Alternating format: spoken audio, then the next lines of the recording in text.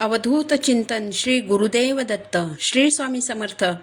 स्वागत आहे तुम्हा सर्वांचं श्री स्वामी समर्थ कृपा या माझ्या मराठी यूट्यूब चॅनलवर.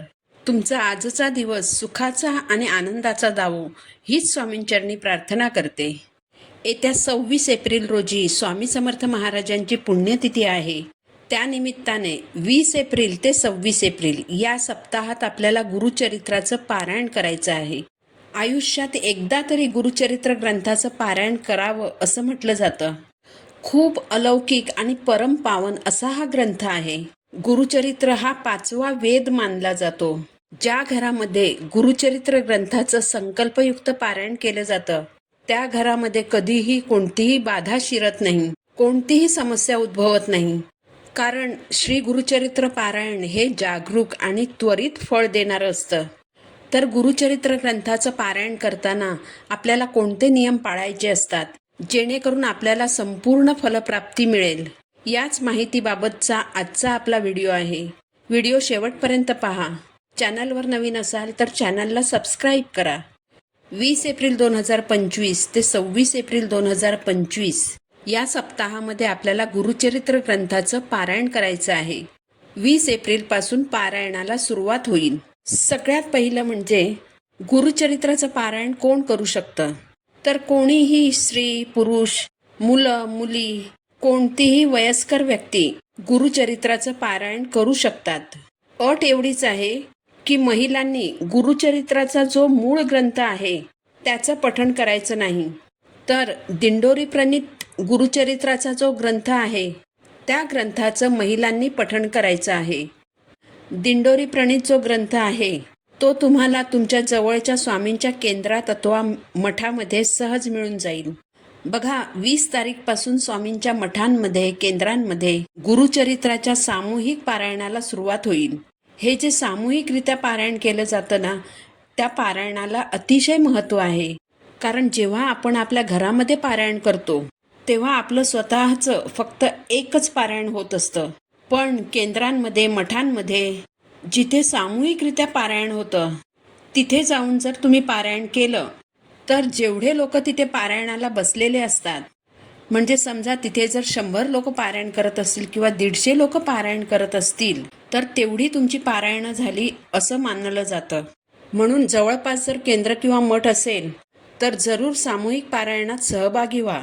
पण कोणत्याही कारणाने जर तुम्हाला सामूहिक पारायणात सहभागी होणं शक्य नसेल तर तुम्ही घरातच पारायण करू शकता. आणि घरात गुरुचरित्राचं पारायण केल्याने घरातील सर्व दोष नष्ट होतात. जर कोणत्याही कारणाने तुमच्या घरात वादविवाद होत असतील, घरात कटकटी होत असतील, घरात जर वास्तुदोष असेल, अशा वेळेस जर आपण घरामध्ये गुरुचरित्राचं पारायण केलं तर हे सर्व दोष नष्ट होतात, नकारात्मक ऊर्जा नष्ट होते. आता घरात पारायण करताना आपल्याला काय काय करावं लागतं हे आता आपण बघूया. बघा, 20 तारीखला आपल्याला पारायणाला सुरुवात करायची आहे. तर 19 एप्रिलला संध्याकाळी तुम्हाला 1 गाय आणि 4 श्वान यांना नैवेद्य दाखवायचं आहे. आता नैवेद्य म्हणजे काय, तर बघा, आपल्याला छोट्या छोट्या म्हणजे अगदी आपल्या तळ हाता एवढ्या होतील एवढ्या 5 चपात्या करायच्या आहेत. 5 चाणक्या करायच्या. यातील 4 चाणक्या 4 कुत्र्यांना खाऊ घालायच्या आणि 1 गाईला खाऊ घालायची. बघा, आपल्या आसपास कुत्रे तर असतातच, पण जर तुमच्या आसपास जर गाय नसेल तर गायीच्या नावाने चपाती बनवून ती अशा ठिकाणी नेऊन ठेवा जिथे कुणी ना कुणी प्राणी येऊन ती चपाती खाऊन जाईल. पण जर हे सर्व तुम्हाला 19 एप्रिलला करायला नाही जमलं, नाही शक्य झालं, तर दुसऱ्या दिवशी म्हणजे 20 एप्रिलला सकाळी पारायणाला सुरुवात करण्या अगोदर तुम्ही 5 चपात्या करा आणि त्या 1 गाय आणि 4 श्वान यांना खाऊ घाला. यानंतर पारायणाला सुरुवात करण्या अगोदर पूजा मांडणी करून घ्यायची. तुमच्या देवघराच्या आजूबाजूला जर जागा असेल तर तिथे तुम्ही पूजा मांडणी करू शकता किंवा घरामध्ये दुसऱ्या ठिकाणी सुद्धा तुम्ही पूजेची मांडणी करू शकता. पारायण करताना तुमचं तोंड हे पूर्व दिशेला किंवा उत्तर दिशेला होईल अशा रीतीने बसून पारायणाला सुरुवात करायची. आता दुसरं म्हणजे पारायणाची किंवा वाचनाची वेळ कोणती असावी, तर पहाटे 4 वाजल्यापासून म्हणजे ब्रह्ममुहूर्तापासून ते दुपारी 4 वाजेपर्यंत तुम्ही वाचन करू शकता. म्हणजे गुरुचरित्राचा ग्रंथ तुम्ही वाचू शकता. संध्याकाळी 4 नंतर मात्र तुम्ही गुरुचरित्राचा ग्रंथ वाचू शकत नाही. म्हणून संध्याकाळी 4 वाजायच्या आत कोणत्याही परिस्थितीत वाचन पूर्ण व्हायलाच हवं आणि दुपारी 12 ते 12:30 या वेळेत मात्र कोणतंही वाचन करायचं नाही, सेवा करायची नाही. कारण ही वेळ दत्त महाराजांच्या भिक्षेची वेळ असते. म्हणून या वेळेत पारायण करायचं नाही. शक्यतो पारायण हे पहाटे करावं. ही वेळ ही अगदी उत्तम आणि शांत वेळ असते. पण या वेळेत जर पारायण करणं शक्य नसेल तर सकाळी 10 वाजायच्या आत पारायण पूर्ण करण्याचा प्रयत्न नक्की करावा. दुपारी जेवल्यानंतरही शक्यतो पारायण करू नये. कारण जेवल्यानंतर जर पारायणाला बसलात तर झोप येऊ शकते, ढेकरही येऊ शकतात. म्हणून शक्यतो सकाळी लवकर उठून पारायण पूर्ण करण्याचा प्रयत्न करावा आणि वाचनाची वेळसुद्धा एकच राहील असाही प्रयत्न करायचा. वाचनाच्या वेळेमध्ये थोडाफार बदल झाला तर चालू शकतो.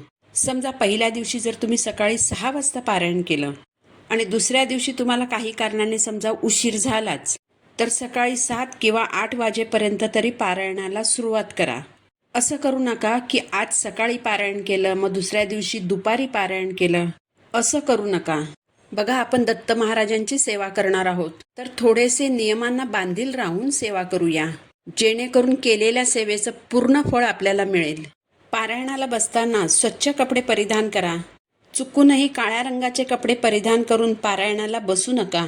तसेच चामड्याची कोणतीही वस्तू सोबत ठेवू नका. गुरुचरित्र पारायणाच्या या सप्ताहाच्या काळात पुरुषांनी चामड्याचा बेल्ट वापरू नये, चामड्याचे बूट वापरू नयेत किंवा चामड्याची पर्स देखील वापरू नये. हे सर्व नियम महिलांनाही लागू होतात. अध्यायांचं वाचन करताना शक्यतोवर एका बैठकीतच सर्व अध्याय वाचून पूर्ण करण्याचा प्रयत्न करावा.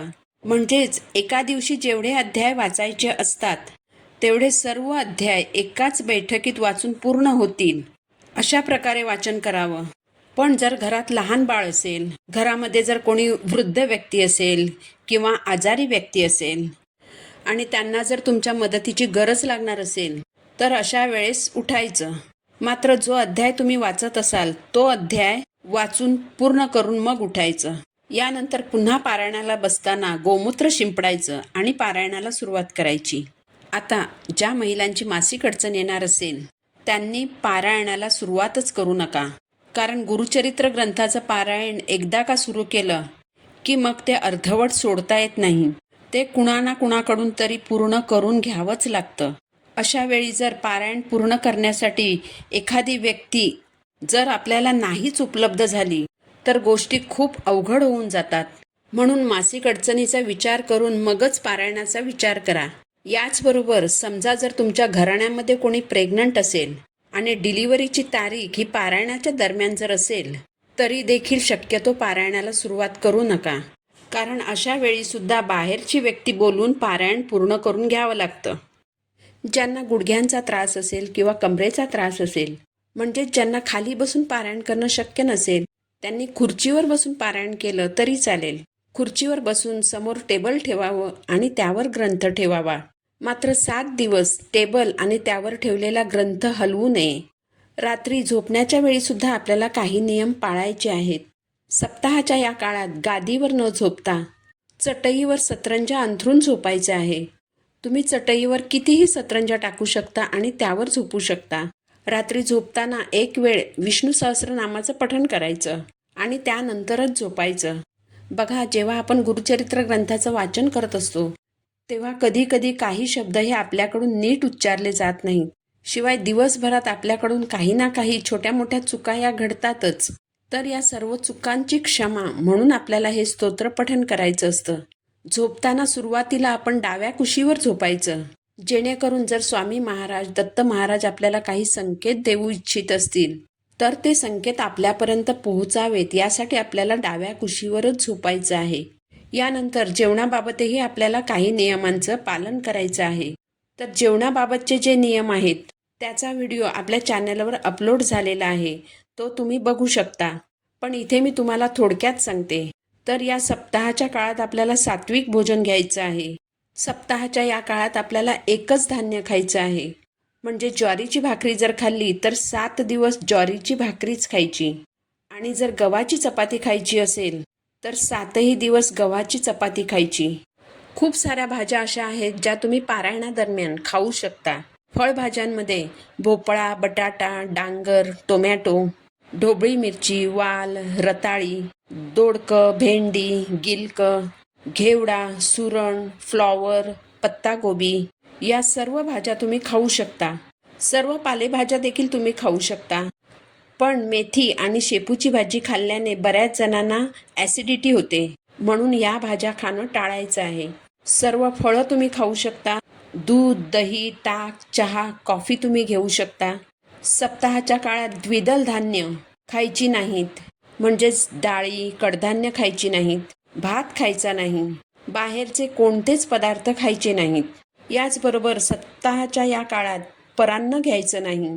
जे पुरुष पारायण करणार असतील तर त्यांची आई, त्यांची पत्नी, त्यांची अविवाहित बहीण असेल किंवा त्यांची अविवाहित मुलगी असेल तर तिने बनवलेलं जेवण जेवू शकतात. एखादी विवाहित महिला पारायण करणार असेल तर तिच्या पतीने, तिच्या सासूबाईंनी, जाऊबाईंनी, जर अविवाहित नणंद असेल किंवा अविवाहित मुलगी असेल त्यांनी बनवलेलं जेवण जेवू शकतात. सप्ताहाच्या या काळामध्ये जेवणामध्ये कांदा आणि लसूणचा वापर करायचा नाही.